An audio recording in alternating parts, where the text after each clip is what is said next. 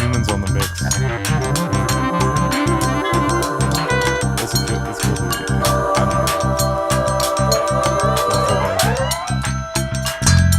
I'm getting it together at 6 o'clock.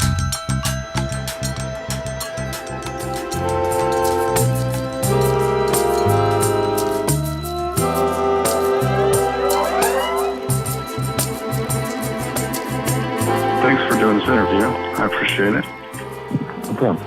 Are you based in Los Angeles these days? Yeah, as of August, I guess. Nice. Are you enjoying that? Yeah. So far, so good. Yeah, I don't know. I wanted to talk a little bit. Actually, I should say this. I feel like this is helpful to say sometimes in these kind of artist-to-artist conversations. I'm a huge fan of what you do, but I haven't listened to a ton of it. What I have listened to, I love it. So if I ask something that is obvious or you've been asked a million times, I really do apologize. It's all good. Don't worry. I don't get peeved by that kind of thing. It's not a big deal. Cool.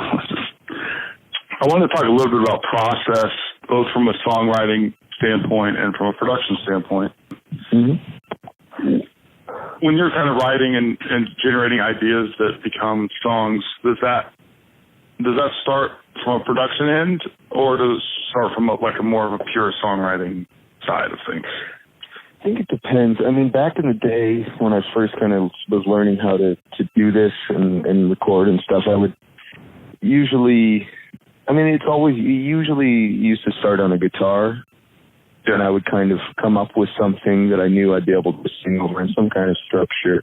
And then, I would kind of maybe have a lyric or a chorus or something, but fill that in at the very end.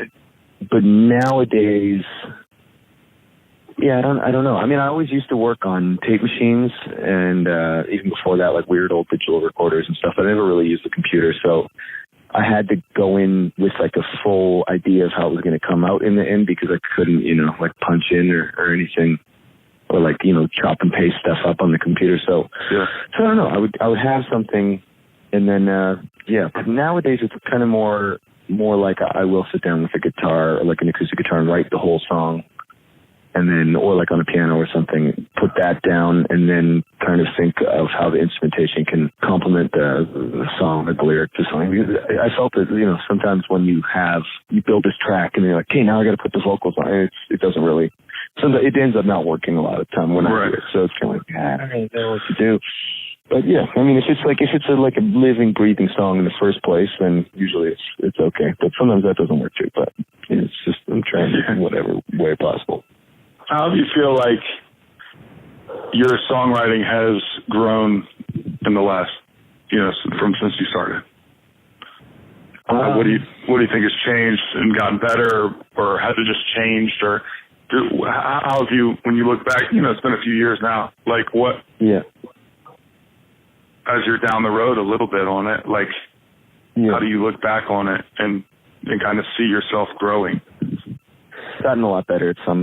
I play everything on the record, so some things I've gotten better at. For example, using keyboards and pianos and stuff. Because I taught myself how to play, so I still really have, somebody saw me doing it, they're like, what the hell are you doing? But I can, I can toot away on it a little bit better now, and that kind of opens up new doors for me as far as, I learned to play guitar when I was a young man, so it's kind of like I have certain roads that I always go down, or chords that I'll jump to, and different melody things. But on a piano, it's I have no idea what I'm doing, so it's kind of can take some aspects of the old thing and then bring it to that.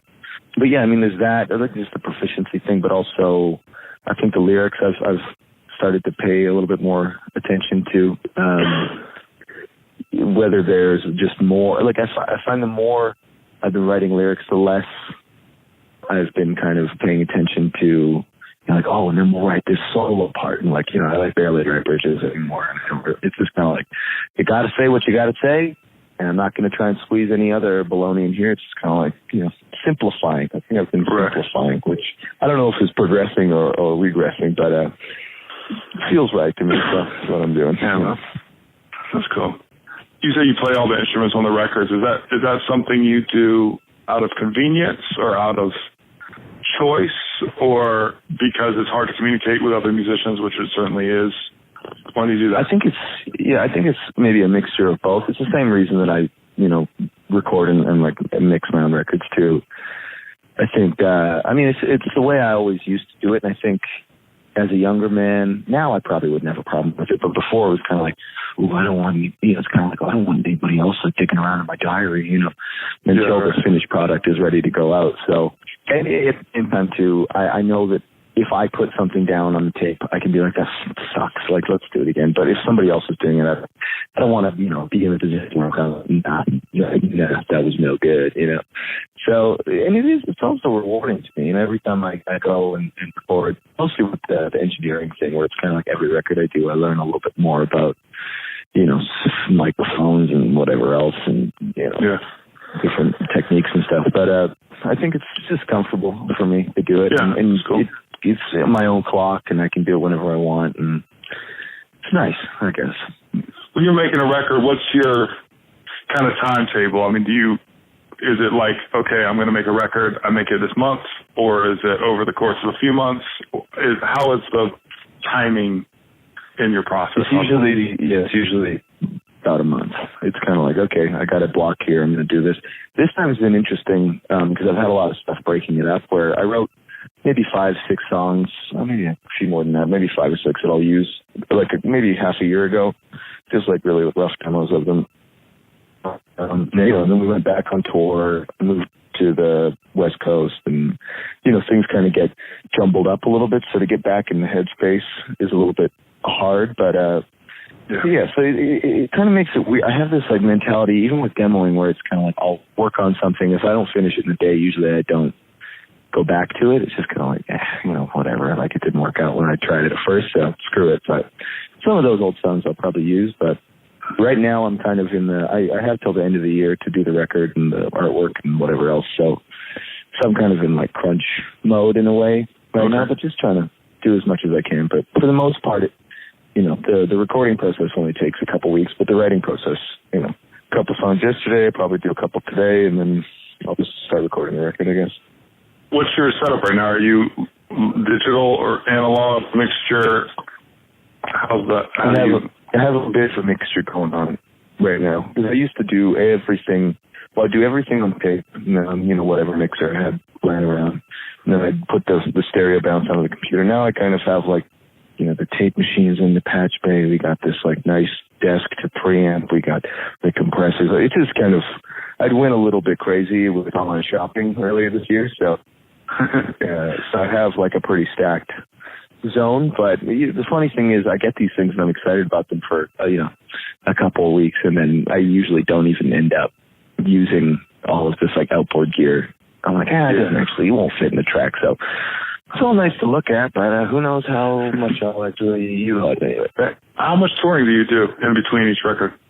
We tour a lot. It's like I've pretty much been on tour. This year I've had a little bit of time off, like a couple months, and then at one point, and then a couple months after. But I don't know. We will do I guess I don't really know what a traditional album cycle is, or something like 10 months of touring or something. But we usually do a year and a half or something like that of touring off a record, and then as soon as we're done, I'll go in the studio, do another one, and then so we've been on tour for like 4 years straight, pretty much. But it's kind of the way I like it. I like to do it. So, works for us. So. Do you do production work for other folks?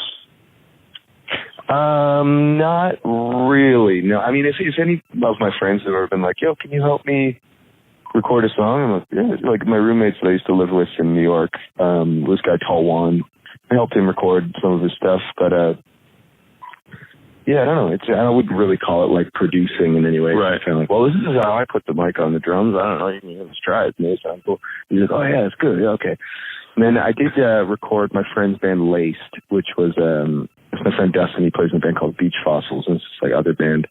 But at the same time, it's still kind of like, the band. I'm just trying to make the band sound like the band. I don't really, I don't.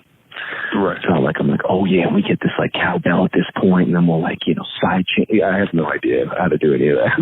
Right. And I would never have anybody pay me to do it. That would be I think it's a funny thing nowadays because, you know, being a producer, I think is like producers have their own albums now, you know? It's kind of like, right. What? Yeah. Where they're not writing the songs or really even playing the instruments or anything, but it's their album. It's like, I don't understand how that works. It's cool, but, you know, but I would say I'm a recorder. Maybe I'm just recording. Yeah. That's about it, yeah. Sometimes it's just a taste thing, you know? Someone wants your taste spectrum to interface with their art more than anything technical. Like, I would never be able to be like, like, you know that one part of your song that I'm recording? Like, I think, you know, it's not working. Like, I couldn't do that. It's not my MO, you know, I couldn't freak out too much. Yeah, I understand.